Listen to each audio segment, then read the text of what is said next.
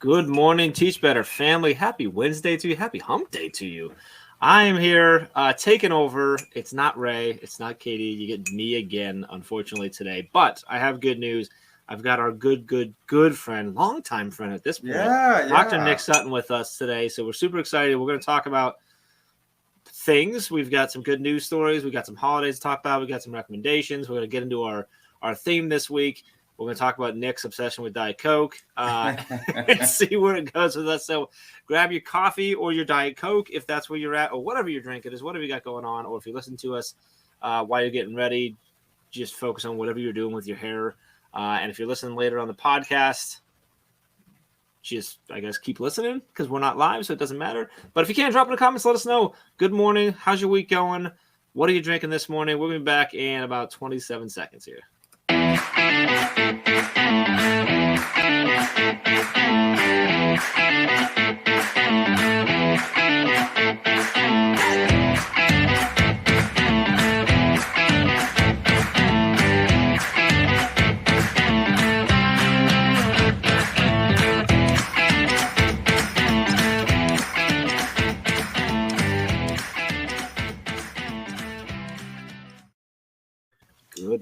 Good morning.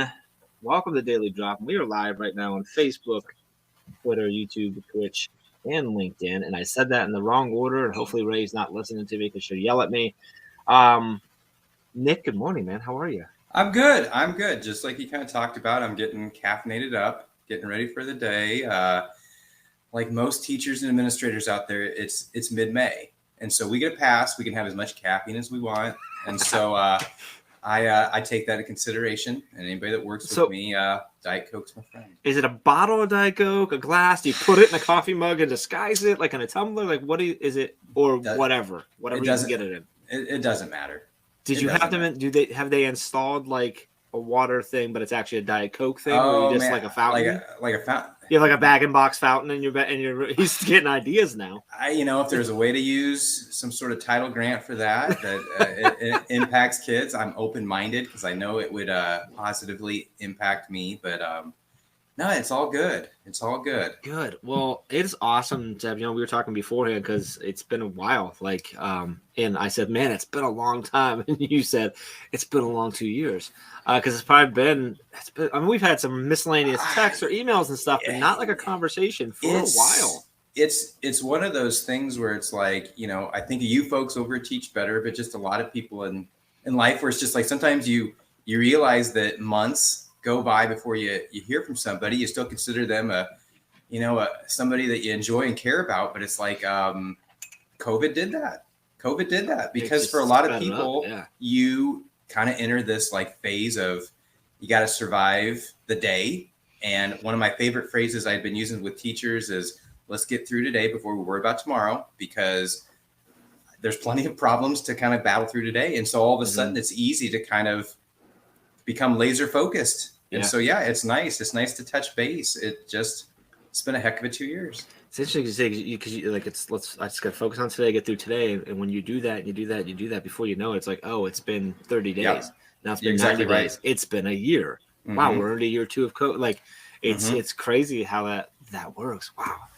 So I mentioned that you're a longtime friend of the. I think we use long time at this point. Right? Yeah. I mean, I remember you guys. We've been around for 7. Before what? Before the podcast, I knew you guys before the first conference. Like now, were you connected with us before the brand change from the grid method to Teach Better? I can't remember. I think you were probably right there at least. I mean, it was kind of the beginning. That was the summer before the. Yeah, it was the year before. So that was 2018, summer 2018. Yeah, I just remember. I mean, it was pretty much you guys were a team of 3. Yeah, yeah. So and then I've watched you guys grow and grow and grow and grow. So it's been cool. You guys were really just a team of 3. Wow. Yeah. So you did. So definitely long term for probably. I think more than half of the life of the team. So yeah, I was right. So I'm accurate in that description. I've watched it, and I've been watching behind the scenes. You doing Teach Better and getting really wound up about the Cleveland Browns for years. I mean, I've just been watching it for years. That's less of a team thing, more of a Jeff thing. Yes. Awesome. So, all right. Well, with that said, anybody who might be watching or listening here that maybe isn't connected with you, can you share kind of sure. introduction?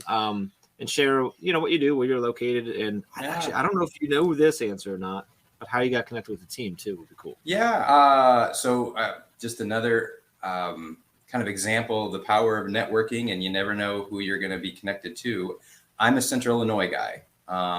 And so I spent my career around Central Illinois, teacher, mostly middle schools, then a middle school principal for a while, and then had the opportunity to become a superintendent.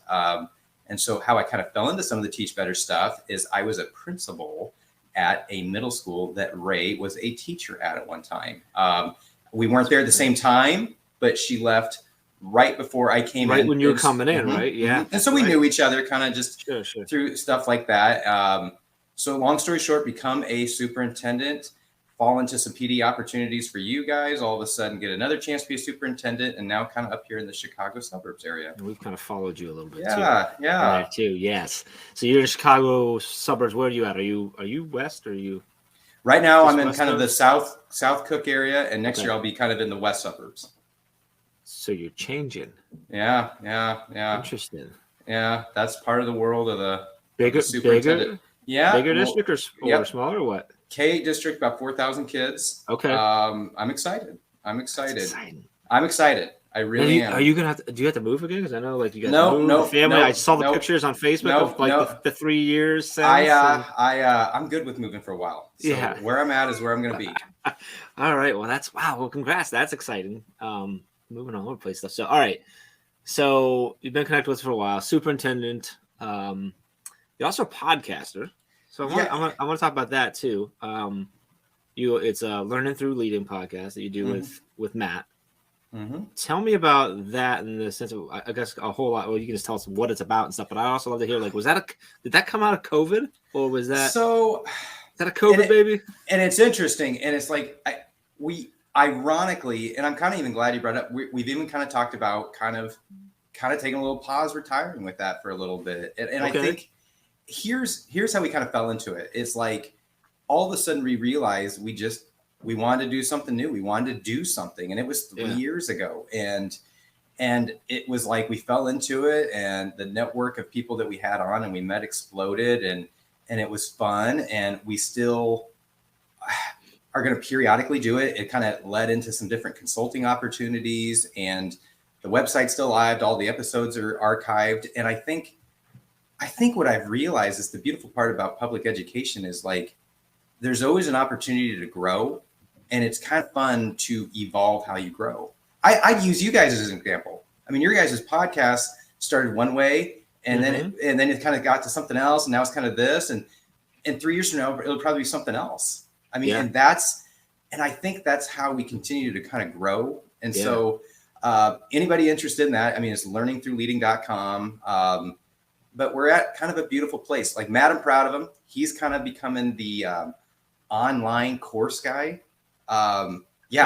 He's starting to do quite a bit of consultant for that, and he's really got an expertise for that, and I really think that's going to be something that that's not going away.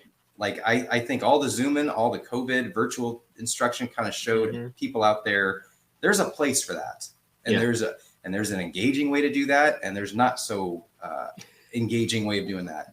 And so my point being is just that became a beautiful experience where at one point it grew faster and quicker than we anticipated or ever planned or necessarily had a goal for it to. And, but it made us better people. It made us better educators. And indirectly, it's kind of brought me to sitting here with you right now. It's like, it's all becomes this beautiful, interconnected, like, network of people where everybody helps each other get better. Interesting. Okay, so I wasn't aware of that you were going to put a pause. So if you put a pause, you think you'll come back to it or start something, another one? Like, are you going to get like the Dr. Nick show or something? I mean, my most honest answer is I don't know, and I like that. Like I like that too. We've talked about maybe giving the brand to a couple new hosts and say, take it and run, have fun with it. It's slowly evolving to more of a consulting thing, but we've also talked about let's just see what happens, because it's just it's nice to kind of continually kind of evolve and I think about, obviously I love being a superintendent and I love my family and I love all that kind of stuff, but it's kind of in education, there's no shortage of things that you can do on the side. Hmm. And whether that be go to conferences, whether that be work on a graduate degree, whether that be a podcast thing, like there's no shortage. Yeah. And there's such a audience of people out there that want to learn from each other that it's like, I just encourage people to kind of keep checking it out. So I don't know, maybe I'll start blogging again. I don't know. Maybe now that COVID's kind of slowed down, I used to be Mr. Conference guy, and then there was no conferences to go to. And then after a while, it was like I had my fill of the whole virtual thing. And now that stuff's, maybe I'll kind of get more invested in that. Or I don't know. Or maybe I'll keep coaching my daughter's softball team. I think I've gotten a lot better about, you realize what your core values are, you realize what you're all about, and then you continually kind of find things and try to evolve in ways to perpetuate that. And so I think that's kind of where we're at with it. It's interesting. I'm listening to you. And so I was on a podcast. I got interviewed on a podcast yesterday. I'm not sure when it's going to come out, but it's called the Blossom Your Awesome podcast. And we got into this conversation about like just being happy, right? And finding that. And I talked a whole lot about, like, for me, I feel like I'm truly happy right now. And yes, obviously I have an amazing team that I work with, and we do good work. Like, that's a huge piece. But like, for me, it was figuring out like who I am and what actually brings me joy. Stop listening to what I think should bring me joy because of society or this or that, whatever. And I was hearing that in you right there. And you're like, at this moment of like, I don't need to necessarily be pursuing things. I don't need to be building things. I just need to like let my joy sort of guide where I go. And that might be, I don't do any of this stuff. I'm going to coach softball, and that's that. Or maybe I'll start. Like, I really enjoyed just listening to you there. And just sort of you said it like right at the start of like, you don't know and you're okay with that. And I think that's because so often we're like, I got to go to this next thing. What's my next thing? I got to do this. I got to keep leveling up. I got to keep growing. I got to keep whatever. And sometimes it could be like, you know what? It's okay to not know what your next thing is. And I think that's pretty powerful. I think if there's one thing I've learned the last 2 years is I'm a lot better about compartmentalizing.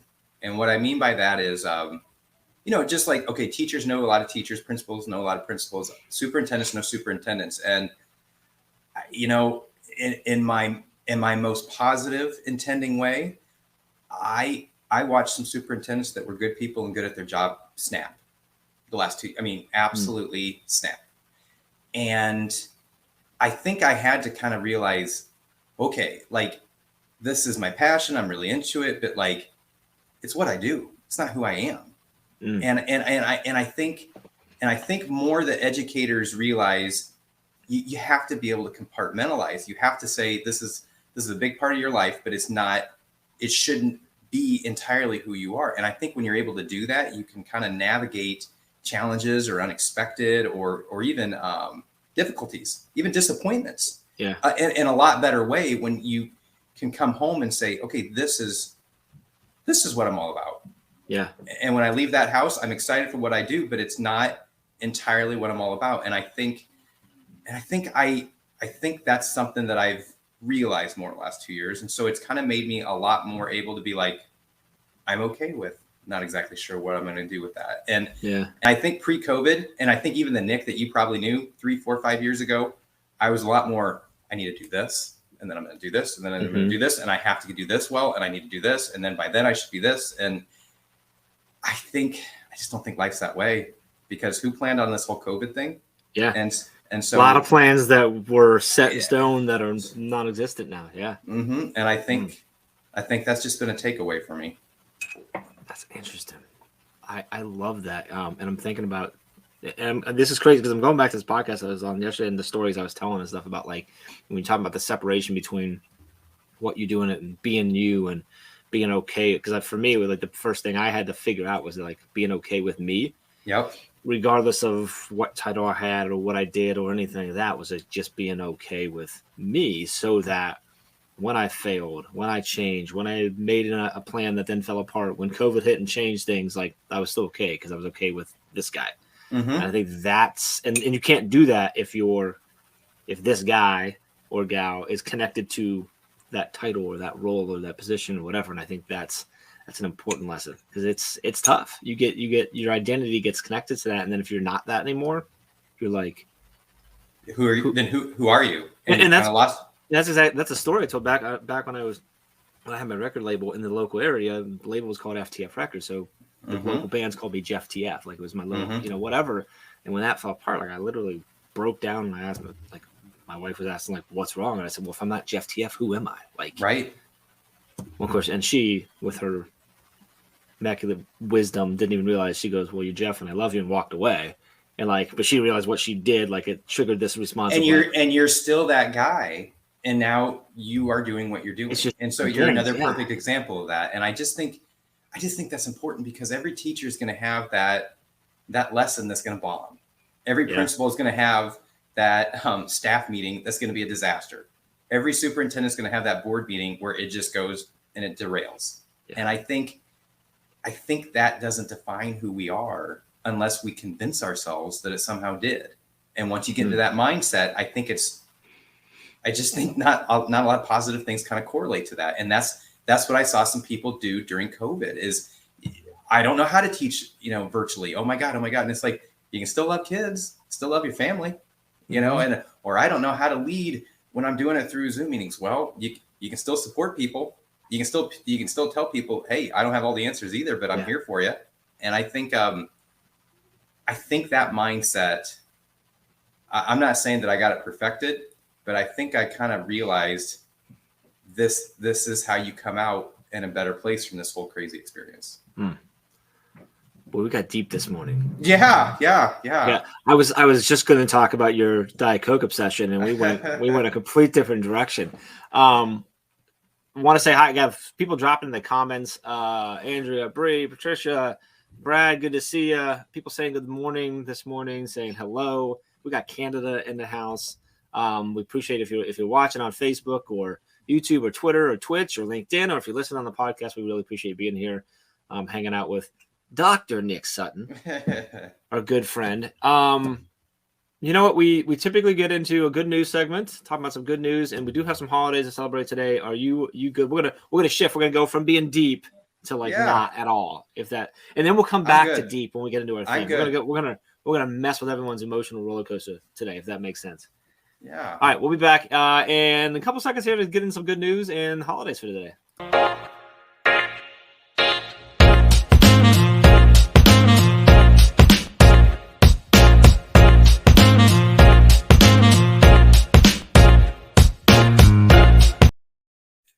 All right, welcome back to Daily Drop. We are live right now on Facebook, YouTube, Twitter, Twitch, and LinkedIn. Or you might be listening later on the Teach Better Talk podcast. If you're watching live or listening later, we appreciate you being here. We'll chat with Dr. Nick Sutton. We got deep. Now we're going not deep.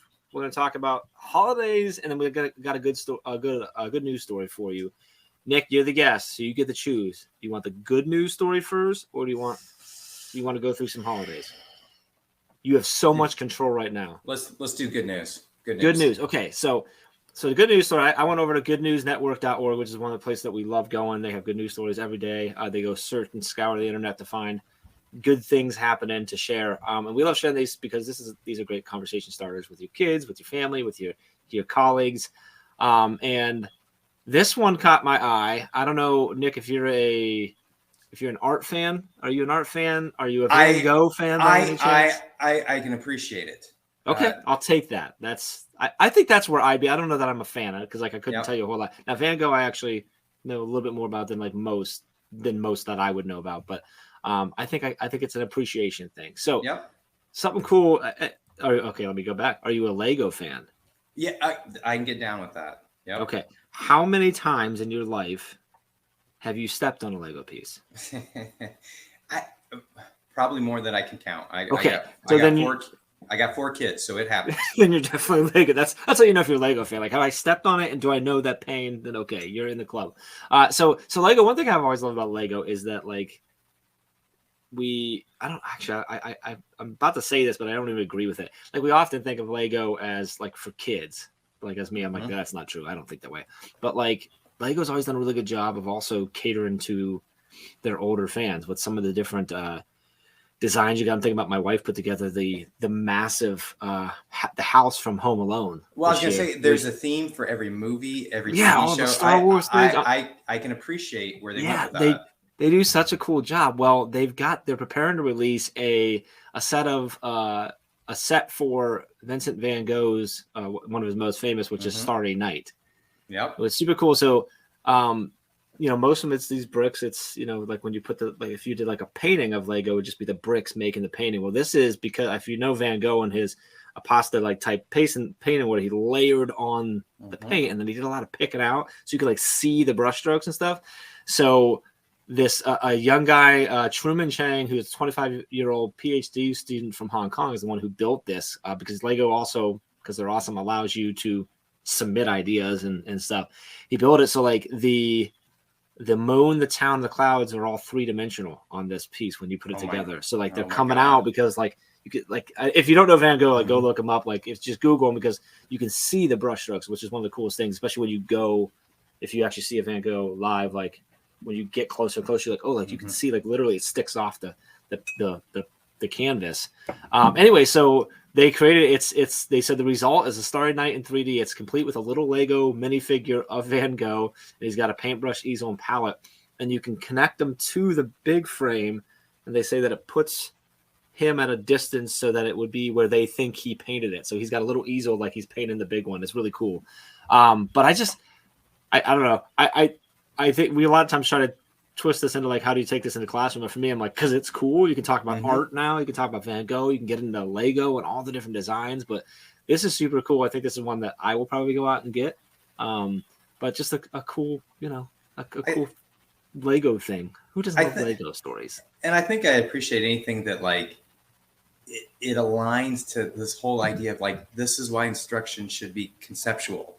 It should not be based upon just rote memorization. Like anything that's about creation and design, like that's a good thing. And so I think I don't know. I was never like an early elementary guy, but like the more I'm around, the more I hear about some of these like Lego incorporated activities and units, especially at some of the younger grade levels. And I get it. I get the appeal, and it allows kids to create. And that's the whole idea. So I'm envisioning a high school class, like a 10th, 11th, 12th, where it's like you walk into the classroom where typically, maybe you're typically in a book or you're whatever, and you're just dumping Legos out, and you're like, all right, kids, like here's our blocks, like we're playing today, we're getting into this, and then you're utilizing that to dig into like the Impressionist eras and stuff like that, and to art. I'm thinking about when I took my I took several art classes in college, and I'm like, this would have been a lot cooler than just slides. Like use some of my tuition dollars, get us all our own set of blocks, and let's build this thing together and talk through. You know what I mean? I think it could be really cool that way. So anyway, get ready. I don't know. It doesn't say when it's going to come out, but keep your eye out for the Van Gogh Starry Night in 3D. Interesting. Lego. Super cool. I love. So we're going, and another reason Lego got me is this. In August, we're taking the kids to Legoland. Okay. As part of their Christmas gift, we did I cut the map of Legoland and I cut it all up, and we hit them all around the house, and like then I wrote. Oh no, that's clever. Wrote different tip or what's the word I'm looking for? Like a scavenger hunt, right? A scavenger hunt for them. They went all around, and then the very last one was they asked Alexa, and she told them to put it all together. And so then when you flipped it over, it was the map, and they had figured it out before we got there because they're smart. So, did you come up with that idea on your own? That was yes. That's impressive. I'm very smart. That's very impressive. It was a lot of fun. The problem was I underestimated my kids because it was like 3 pieces in of like 22, and they're like, it's Legoland. And I'm like, how did you? Not to go too off topic, I've heard of people doing scavenger hunts for Easter egg hunts, where each egg you find, really has a clue. Has a clue of where the next egg is. Oh, like that's cool. I just stumbled upon that whole kind of approach I've never seen that recently. We've done that. So we did it this time because a few years back we did it where they would bounce around the house with like sticky notes, and then that's what they found was their hoverboards. So it's like things like, oh, like it's really cold in here, which is like, okay, so they go look in the freezer and like that type of stuff. So we enjoy doing that. It's easy. All right. I got one more parent tip out there because it works for me. I think most people that have kids know about the game Among Us. It's not as popular as it was. Come on, you don't know what Among Us is? Among Us? Oh, yeah. Okay. Oh, yeah, my kids, yeah, they still play it. Okay, so here's what we do sometimes. We play Among Us in real life. And so... Okay, because my kids are young enough. So here's the idea. Like we each get playing cards, and whoever has the ace, you're secretly the imposter. Well, you're the imposter. Okay.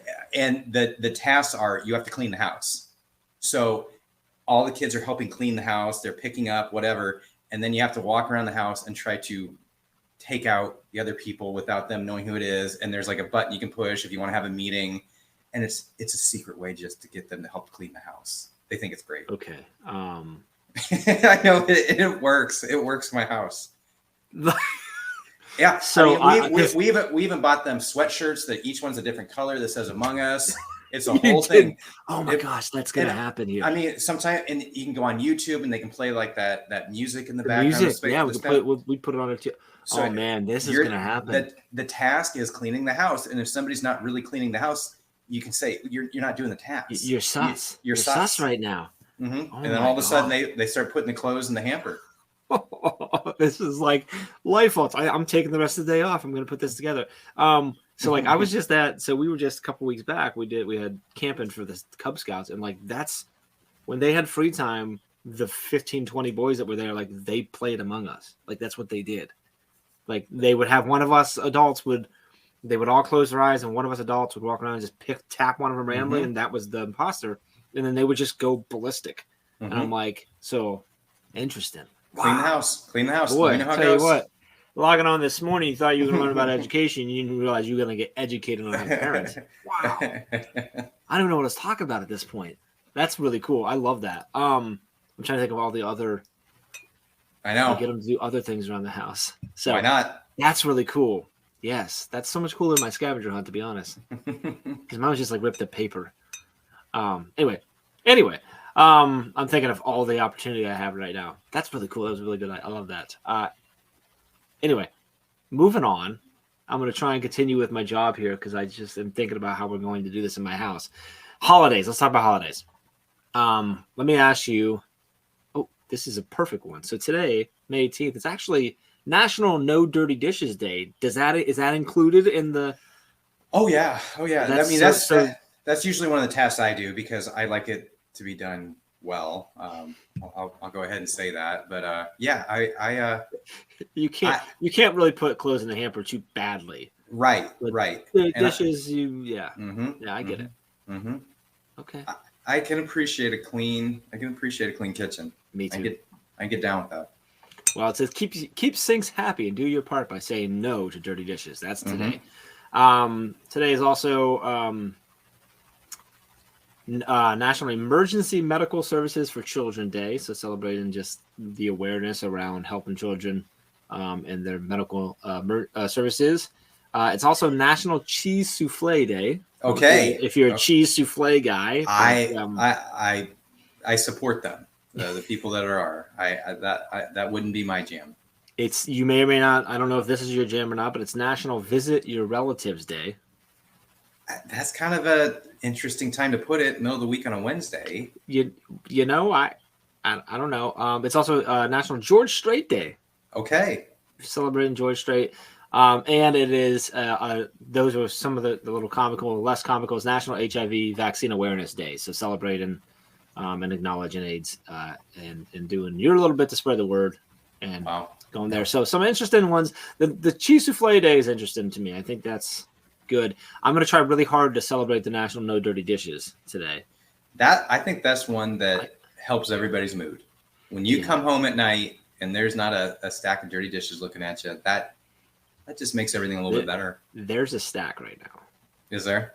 Yeah, but like to be fair, Amy did cupcakes the other day, so like there's extra stuff there, which then so that's an extra load. So we're just swapping out the dishwasher. I get in trouble because I'm a soaker. Like I'll soak a pan. Me too. I'll sit on the counter with just a little bit in there with the soap. Yeah, I'll do that too. And that doesn't go well with my wife. Like that just. So that's my wife is okay. It's more my cat. My cat senses that, jumps up on the counter and tries to drink the soap water. And I'm like, that's not going to end well for you, buddy. No. But yeah, I do that too. Like, like if you cook something with a lot of sauce or cheese or something like that, and it just coats the bottom. Yep. It seems like that's the go-to move, but I've learned that's not a universal approach. That is not how you celebrate today, Nick. It's not. You might even say it's a little sus. Yeah, that's a friendly tip out there to a lot of people, is just because you think that soaking is going to help the whole dishes thing, it might not for your spouse. I've learned that the hard way continually. I love it. All right. So you got parenting tips, you got life hacks, you got all kinds of stuff celebrating here. We're going to do a quick transition. We'll get into our theme for the week and keep chatting with Nick here.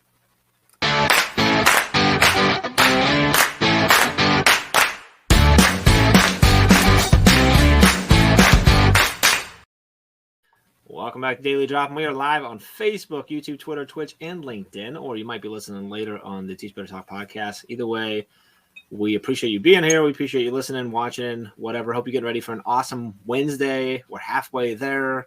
It's hump day. And I've got people telling me that kids are dancing to the music, so that's awesome.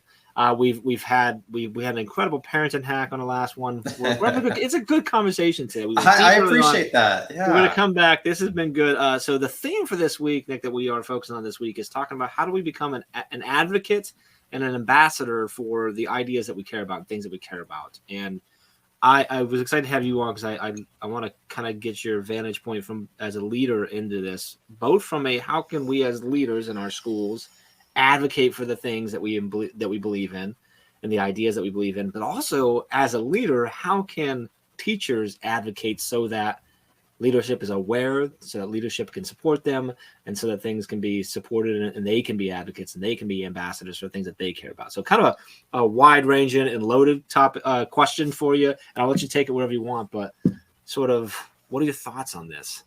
I think my brain kind of goes to two places. First, it all comes back to core values. You have to be well-grounded and have that foundational piece of like, what are you really all about? What's really important to you? And I do my best. And I would say the vast majority of the educators I've always worked with, it has to be about continually wanting and being willing to get better on the benefit of kids. And I think when you start like digging into that deeper, it all comes back to improving instruction. There's all sorts of waves in education, kind of things come in, things come out, and let's try this, let's try that. But like the one thing that's universal, whether you are a pre-K teacher or 12th grade calculus, is engaging instruction. And so I think I really just try to be an ambassador to, and this, my next phrase is done purposefully, but you're going to smile. You got to teach better. Really, I'm trying to think of a more clever way of doing that, but it's like that's something that shouldn't be in style and come in vogue and then be the latter. It's got to be, you look at ways to make sure that your instruction is conceptual and that kids are engaged, and you need to, more than anything, if you're a teacher, be willing and open to feedback. And if you're an administrator, you need to be in the classrooms. It's that, to me, it's that simple. And I think it's only more complicated when we let it be. Interesting. So if I'm hearing right, what I'm hearing is the best way, most effective ways to be that advocate for the things that you believe in is to first and foremost understand and figure out what is it that I actually do believe in. What are my core values? What's important, so that the people that you either lead or the people that support you, whatever it is, understand, that's what Nick, that aligns with what Nick is always saying. Like, so that you're not advocating for that new wave, that new thing, that new piece. You're advocating for the thing that might help, right? Versus it becomes less. And that's how we get rid of some of these, like you said, waves, right? I think that's the key, is if the wave things are supporting the things that we've always that we're continuing trying to push, they no longer become waves. Yes. They just might be the newest tool we found, or the newest way to say the thing we've been trying to say. That is not how I thought we were going to go, but I love that, because I think that's the key, right? That's because then it is no longer, it's not, you no longer have this idea of like, oh, well, we're just going to do this for 9 weeks and then we're done. And I think like this is another thing we're trying to continue on the path we've been continuing on. And it's so easy to fall into that trap. It's so easy for administrators to feel like they need to have a constant theme. And so, I evolve like anybody else. So maybe I'll say something different than what I'm about to say 5 years from now. But like, I understand the whole notion of vision and mission as much as anybody. I think the longer I do this, my approach to kind of universally address those topics is just, we're going to be the best.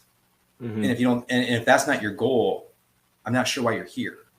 We're the best. We're going to be the best. Everything we do is going to be the best. Let's get after it. And we have to have that type of mindset.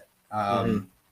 And I think when you can get a collective group of people that have that type of approach and mindset, good things happen. And I think a lot more comes from that than having not to sound critical, like a mission statement that's really clever on a business card.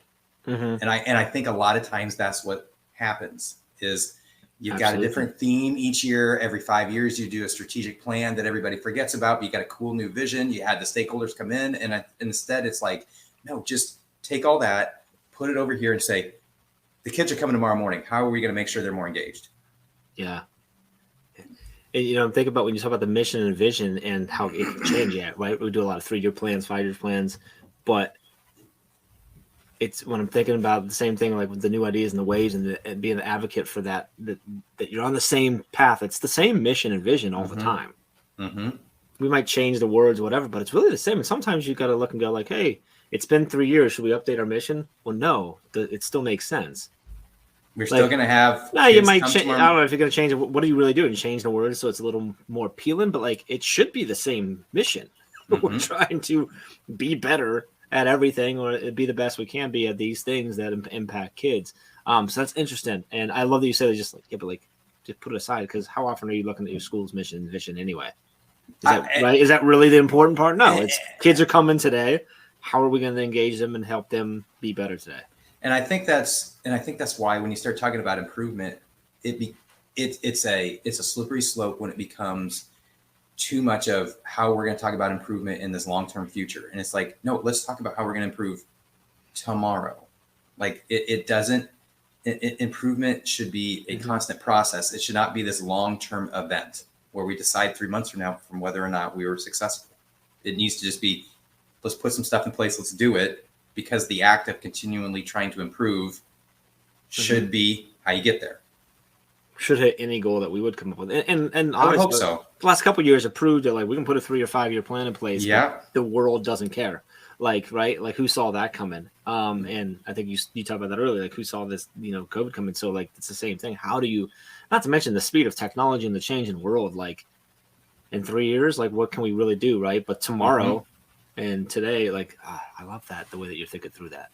So do you even know, and I don't mean to put you on, like, do you even know, like, do you know your school's mission and vision statement? Like, is that something that, like, some people, like, it's like they should have it memorized and they should be able to spout it off. And I mean, and that's the thing. Like, I guess I've worked at 4, 5, 6 different districts, and like, I can almost universally guarantee 90% of the schools, there's something, student achievement, something, full potential. And I'm not trying to be critical of it. No, I guess I told you. It's one of those things where it's like, has that process ever really immediately impacted kids? Mm-hmm. Has that process ever really been able to make a clear distinction that this is how we raise student achievement? And I think it's so much more about, you need to just meet people where they're at, provide them what they need, and just say, here, you can positively impact kids tomorrow. Let's talk about an improved instructional strategy. I will give you feedback.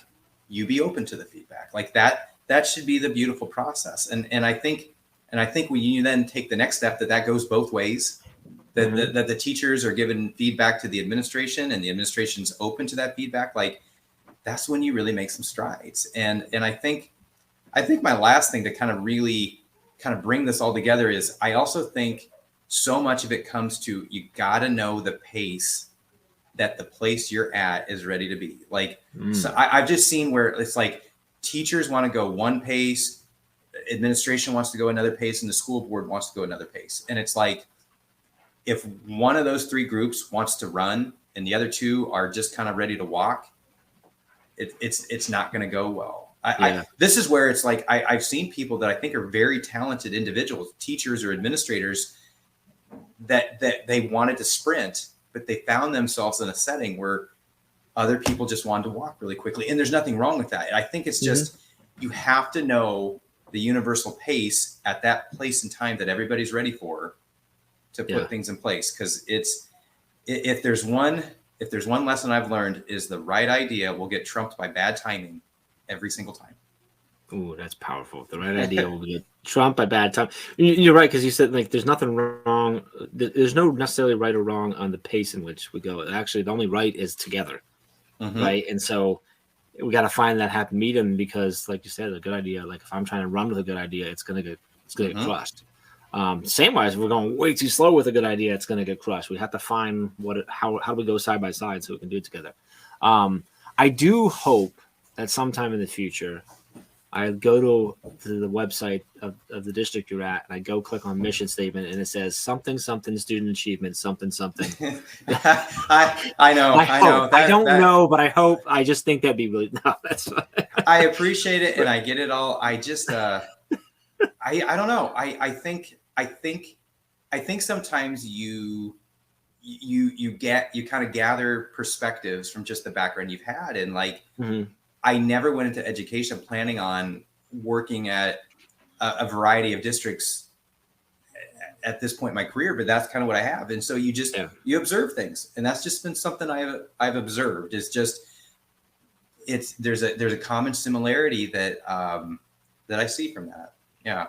But probably won't be something student achievement. That wouldn't look as good on a business card. It's interesting when you were talking through that, though. I was thinking in my mind, where my mind goes, like it's in a lot of ways like a business plan, which I'm weird on because I don't like them. We don't have like the big stack. Like I'm like, this is something you put all this time and effort in, and you make look all professional business. I'm like, just know what you're trying to do and the way in which you want to do it and the reasons you're doing it, and then go do it, because it's going to change in 2 weeks anyway. It's going to change in 2 days anyways. And geez, and as in a classroom, it's going to change in 2 minutes. As it should.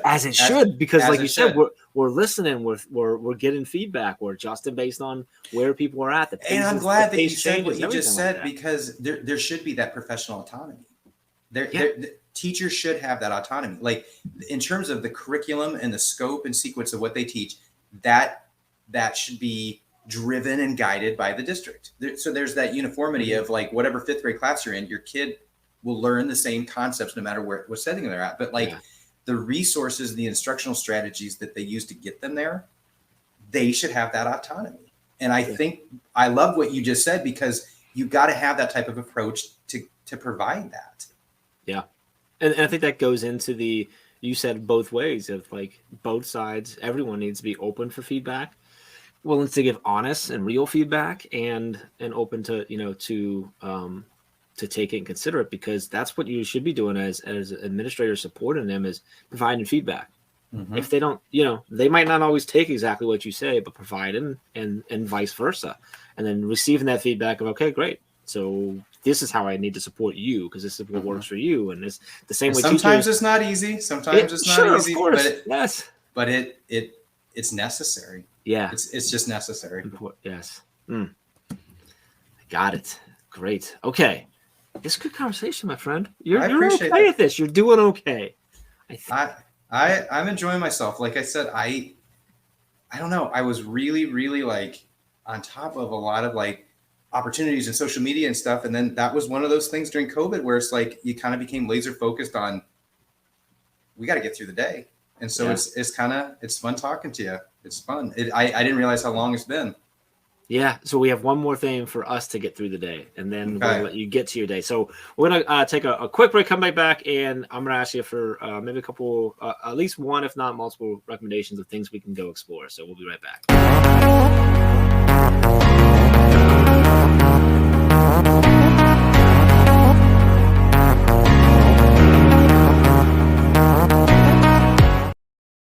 All right, welcome back. We are wrapping up our daily drop-in for Wednesday.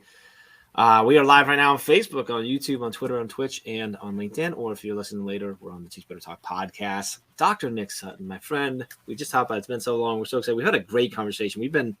I think this has been a really great mix of, we've gotten deep. We've had some laughs. We've had some parenting hacks that we didn't see coming when we really got into our theme this week.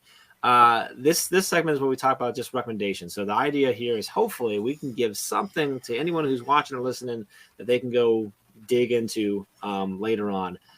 So Nick, do you have like this can be a book, a website, podcast? I mean, anything you could think of. Yeah. What's something that you go to like, and if like with this in mind of like how to just consistently being better and improving ourselves and continuing to advocate for the things that we believe in. So here's where my brain went, because I try to read a lot of things. I try to do a lot of things. There's a author and a professor named Tony Frontier. He's got a book called Teaching with Clarity. I'm going to do my best. And so my credit is to him. And the analogy I'm going to give here in a second, because like I've heard him even kind of give this analogy in person, and it was very thought-provoking. So Jeff, I want you to pretend that you're in charge of controlling traffic at a small community. Okay. And so your job is to improve the flow of traffic. And so I want you to picture like a 4-way intersection with 4 stop signs, and there's just a ton of traffic. And so you're like, well, okay, I got 4 stop signs. All right, instead of making the stop signs red, I'm going to make them blue. That doesn't really improve anything. So, okay, now I'm going to make the stop signs bigger. Now I'm going to make the stop signs, there's going to be 2 sides to say stop. Now they're going to be flashing red, and nothing really improves that. Finally, you go, you know what? All right. The stop sign thing isn't working. Like, I'm going to put in a roundabout. And it's like, whoa, roundabout. Like we do stop signs. Like, we just change the colors of them. And he's got this research where and hopefully I'm kind of summarizing it correctly, where essentially it's like, that's what we do in public education. Like, we go, hey, I know, instead of grading this way, we're going to grade that way. Hey, let's change the master schedule to this. Hey, we just need a summer school program. Hey, and it's like, he showed school A, where it's like, they've got all these different things. And then school B, okay, they have all these things that we kind of think of are like progressive approaches in school. And it's like, which school has the best student achievement? They're about the same, because we just keep making the stop sign a different color. And it was like, whoo. So are the changes we're making in our classrooms and our schools, are we actually making changes, or are we just? Well, and so there's even been a couple of staff meetings where I've said to people, like, you're just suggesting making the stop sign a different color. I'm not hearing a roundabout. Like it's really kind of an interesting way of saying, is the path that we're going down, or the change that we're considering, is it actually significant enough that it's going to equate to something new? And is it a change that actually there's research out there that says this will correlate to something positive? Like, I worked at mostly middle schools as a principal. There's so many middle school teachers and colleagues and people that I just love them to death. I can't tell you how many hours we talked about master schedules. Such a big deal. When are we going to do this? Oh my, well, when are we going to have a prep period or this? Oh, well, PE needs to be here. And it's like, look how much time we spent on that. Yeah. And all we kind of discussed is, what color should the stop sign be? Yeah. I know. And it kind of, it's kind of made me kind of try to do a better job of, what are we really actually spending time talking about? Like, does it matter? And then even me as a leader, I've gotten a lot better at, man, all the teachers really want, lunch to be 5 minutes before. Man, I don't think that matters. Yeah, that's fine. And maybe the Nick 5 years ago would have thought that was a bigger deal to say, no, I don't understand the impact of that. Like, that's a really important twist on that. Like, from the other direction of like, thinking about it, are we just changing the color stop sign? Like, it's the same for like, do I need to really worry about holding this in place because it's how we did it? It's 5 minutes. They want it. Okay, let's just paint it blue. It's good. It's you know what I mean? Like, oh, that's interesting. So, I love that was an example you gave right there, because it's a different. Yeah, interesting. Because it goes both ways. It's like, hey, I don't mind sometimes if we just can't make the stop sign blue, but just understand the traffic's not going to get any better by doing that. Yeah, but if you can also say, but it's also not getting any worse, so I can give them that extra 5 if that, you know what I mean? So interesting. I would encourage people, teacher or administrator, teaching with clarity. They should Teaching with Clarity is what it's called. Yeah. What's his name again? Can you say his name again? Tony Frontier. Tony Frontier. Another really sharp bald guy. I don't know what the correlation is, but I'm sorry. What was the? You heard it right. You heard? There's something about those bald guys, you know. There's just a correlation out there. I'm seeing it. I see it. I do. Nick, I really appreciate you coming on with me and spend the morning. Are you heading? You got to be like heading into school here soon, right? No, you got it. Yeah, no, I will sign out. I'll grab a Diet Coke, hop in the car, and take the trip. All right, real quick on the Diet Cokes. Is that the first Diet Coke that you're gonna? I've had none today. Hey, how many will you have by the end of today? Like, what's the average? I'm gonna say it was your vice. 2 to 4. Is that terrible? 2 to 4 Diet, like 20 ounces. Or 16 ounces. I mean, just a regular 12-ounce can. Okay, all right. So 2 to 4 is still a lot. I don't think it's obscene, but I think we all got our vices. All right, and let's compare it though. How many miles did you do this morning? 3. All right, you can do 2 to 4. You'll be fine. Okay. If you only did 1, I'd be like, I might want to stop at 2. No. Nick's like, all right, I'm gonna do 13 now, so I can go. Hey, then we can get the fountain put in your office. I drink a lot of water too. That's how I convince myself that it's okay. That it's okay. I do that with certain things too, so I totally get it. All right, well, enjoy your Diet Coke. Enjoy your Wednesday, rest of your week. Appreciate everyone watching, hanging out. Make sure you follow Nick and connect with him on Twitter, and go get that book. I think it's a great piece to go. And appreciate you. Keep dropping in. Let us know if there's anything we can ever do to help you. We are here for you. Appreciate you. Happy Wednesday, and we'll see you tomorrow morning.